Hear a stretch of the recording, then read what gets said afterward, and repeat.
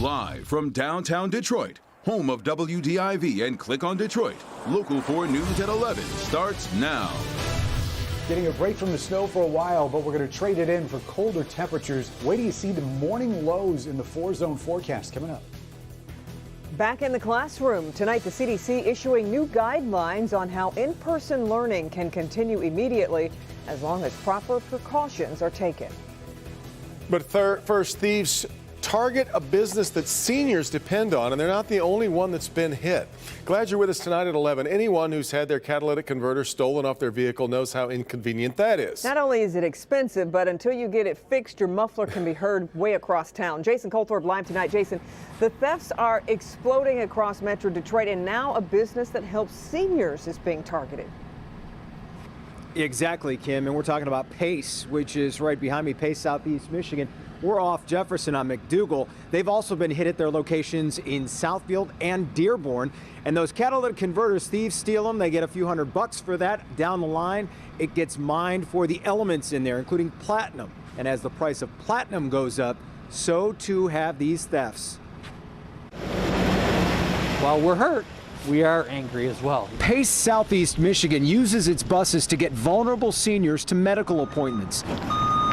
My driver showed up again about 5 minutes to 4 a.m. Saw sparks flying underneath one of the buses. And over the last month, at 3 of its locations, more than 50 buses had catalytic converters sawed off at about $2,000 a pop. That could be life-threatening because if somebody doesn't get to dialysis, and now you're talking Monday morning, they haven't been since Friday. It's an epidemic. At Royal Transportation Company, Don Fitzsimmons' fleet has basically been idled by COVID, and that's made it a sitting duck. Thieves got 10 of his buses in the parking lot, and after he moved them inside, they cut a hole in a garage door to get 25 more. In the past 3 months, approximately $85,000 of loss and damage. During one of the thefts, Fitzsimmons came face to face with a thief who threatened him with a sawzall. I looked at him, I told him, I see you, we're going to get you now. Not only is Santoro Automotive on the east side fixing buses for both Pace and Royal,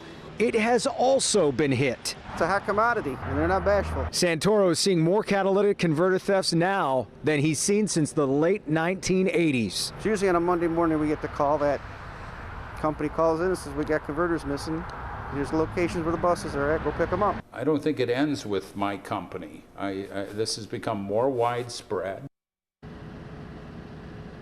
Yeah, and we're just talking about 3 businesses right here. There are many more. Detroit police sent out an alert a couple of weeks ago after a dealership was hit. That was 20 vehicles. So they need help, and they're asking anyone who might recognize some or know something about this crime to call Crime Stoppers. That's 1-800-SPEAK UP. You will remain anonymous. Kim? Jason, I mean, you showed some surveillance video there in your piece. Any more information about the suspects?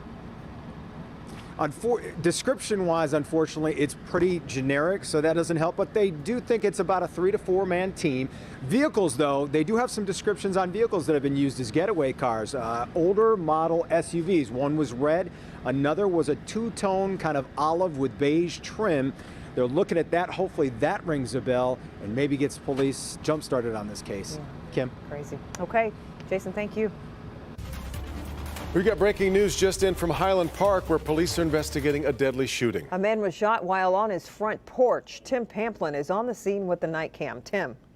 Another police officer arriving on the scene here, Buena Vista and Woodward. That's just south of the Davison in Highland Park. A man said him in his late 20s was sitting on his porch when 2 men approached, opened fire. The man staggered over to this home here, a friend's home, where medics found him, took him to the hospital, but was pronounced dead upon arrival. Now, after getting shot down here, his home is that one on the right there. Officers down there. After getting shot, the man staggered down this alleyway over to his friend's house, but again, he didn't make it. Police are asking you tonight if you saw anything, know anything about this, give them a call. Also ask you to check your home security cameras. They need help on this one. That's the scene in Highland Park with the nightcap. Tim Pamplin, Local 4.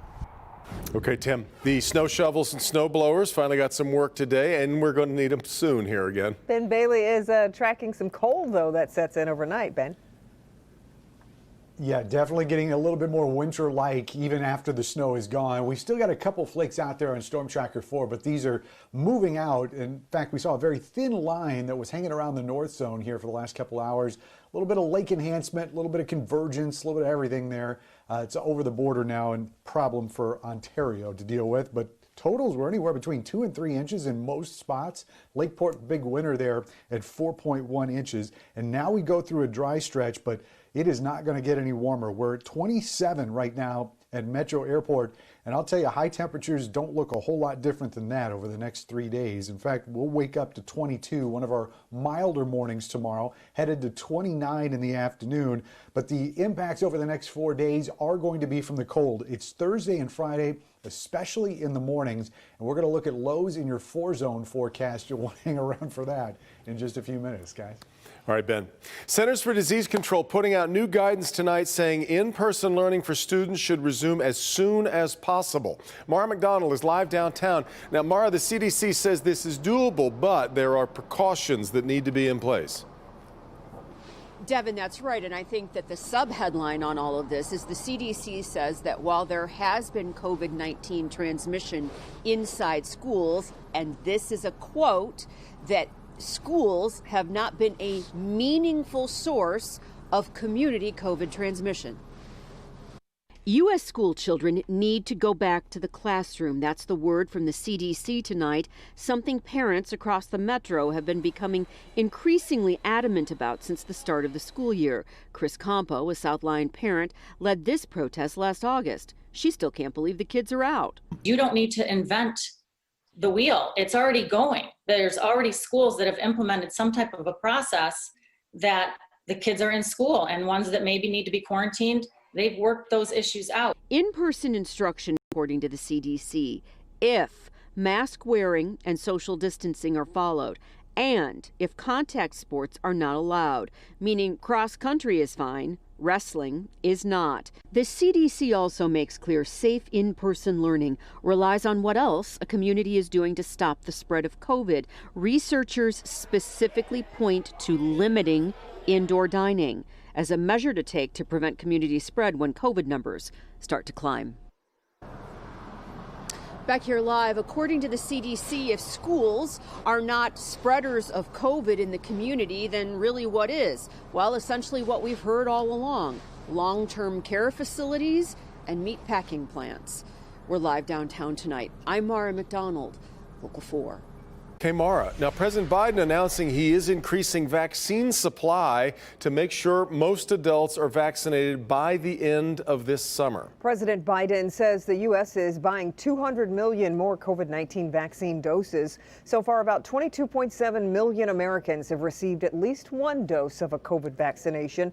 Only about 3.3 million have received both doses. The president says the new purchase will raise supply levels needed to fully vaccinate 300 million Americans by the end of this summer or early fall.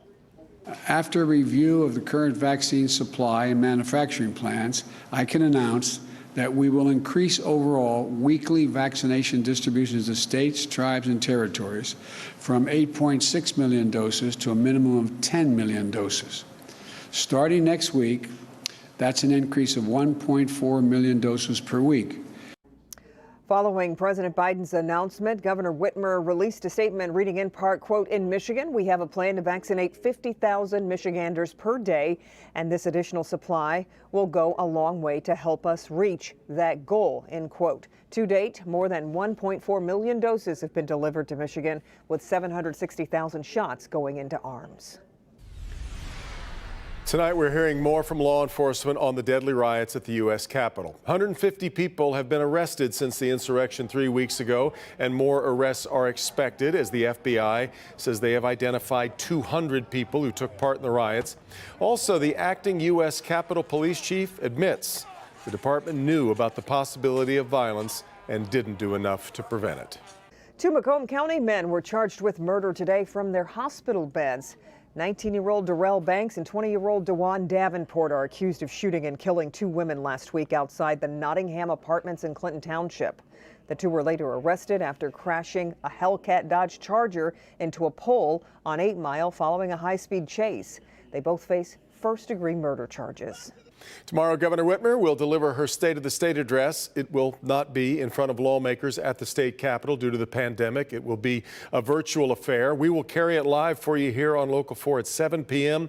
We'll also stream it on clickondetroit.com, and we'll have reaction from both parties coming up tomorrow night on Local 4 News at 11. Still ahead, a fiery crash leaves behind a trail of destruction. Is anybody hurt?